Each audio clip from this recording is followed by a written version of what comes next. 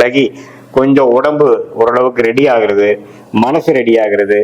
நல்லவர்களோட பழக்கங்கள் அதிகமா வர்றது, தீயவர்கள் பழக்கம் கம்மியாகிறது, இது மாதிரி பல விஷயங்கள் வந்து இந்த ஜென்மசனியில 2020, 21, 22 வந்து கொஞ்சம் தவறான பாதையில போன இளம் வயதியர்கள் எல்லாமே ஓரளவுக்கு ஒழுக்க பாதைக்குள்ள வந்து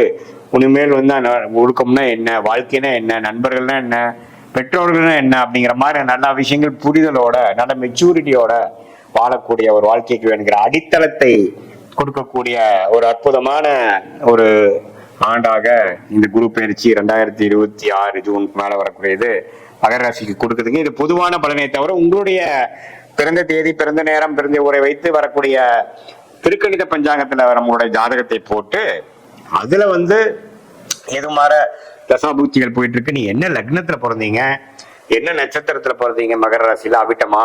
திருவோணமா, உத்திராடமா, எந்த நட்சத்திரத்துல பிறந்தீங்கிறதெல்லாம் நம்ம சேர்த்து வைத்து பார்க்கும் பொழுது இப்ப நம்ம பேசின தசாபுக்திகளும் சேர்த்து அதே மாதிரி இப்ப இந்த தசநாதன் புக்திநாதனும் இப்ப கோச்சாரத்துல